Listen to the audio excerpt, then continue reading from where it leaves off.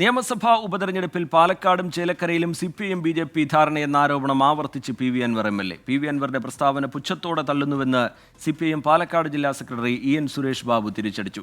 ധാർമ്മികതയുണ്ടെങ്കിൽ MLA സ്ഥാനം രാജിവെച്ച് വേണം PV അൻവർ പാർട്ടി രൂപീകരിക്കാനെന്ന് CPM നേതാവ് പാലോളി മുഹമ്മദ് കുട്ടി 24-നോട് പറഞ്ഞു. കേരളം പാലക്കാട് ചേലക്കര ഉപതെരഞ്ഞെടുപ്പ് ചർച്ചകളിലേക്ക് കടന്നതോടെ വിവാദവും കത്തിക്കയറുകയാണ്.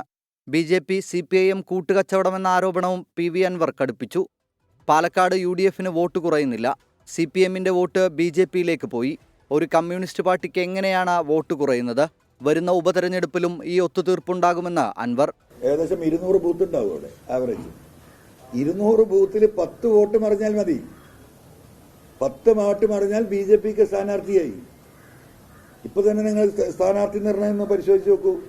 CPMന്റെ ലോക്കൽ ആരെങ്കിലും മത്സരിക്കണം, ഒരു ശക്തനായ സ്ഥാനാർത്ഥി വേണമെന്നല്ല.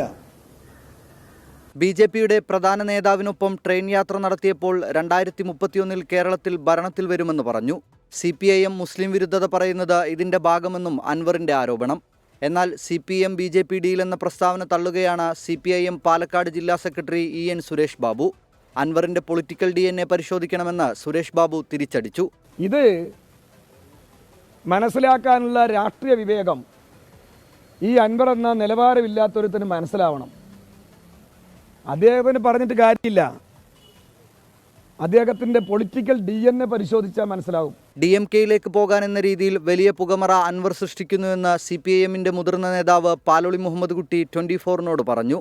സ്റ്റാലിനെ കാണാൻ പോലും അനുമതി കിട്ടിയില്ല. കാണിച്ചത് നന്ദികേടെന്നും പാലോളി. തമിഴ്നാട്ടിൽ പോയി സ്റ്റാലിനെ കണ്ടു.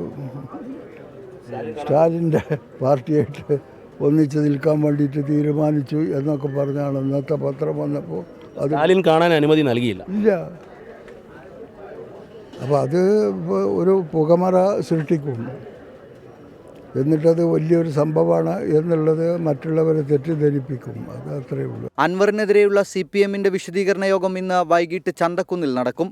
പോളിറ്റ് ബ്യൂറോ അംഗം A വിജയരാഘവൻ ഉദ്ഘാടനം ചെയ്യുന്ന സമ്മേളനത്തിൽ റിപ്പോർട്ട് കിട്ടിയ ഉടൻ ADGPക്കെതിരെ നടപടിയെടുത്തു എന്നതായിരിക്കും CPIMന്റെ പ്രധാന ആയുധം. 24 മലപ്പുറം.